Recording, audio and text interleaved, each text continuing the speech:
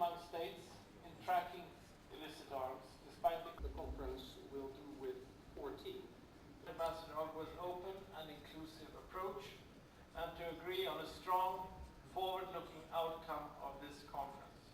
One, which has been circulated among delegations, and I'm particularly grateful that the distinguished delegate of programmatic areas of small arms. We think the authorized trade is larger than the illicit trade, although the illicit trade may do more damage or may be more problematic, so it's not just a question of total value.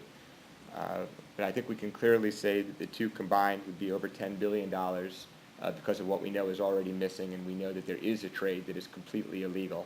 It's particularly rich in content and analysis. It's not easy to say if decriminalization would reduce violence. Actually, there are studies that show quite clearly that from an economic point of view, decriminalizing drugs would reduce the profits for the drug traffickers. So it's likely to make the market less attractive and probably to, as a consequence, to reduce violence. Governments directly that they otherwise had not provided. The highest per capita arms holdings in the world we have identified as being here in the United States.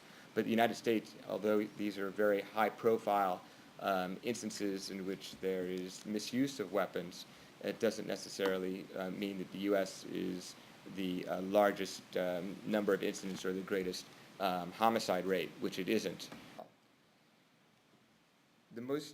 There needs to be a greater understanding of what's currently in Libya and what's currently in Syria, so that the policies of the future will be able to tackle those threats.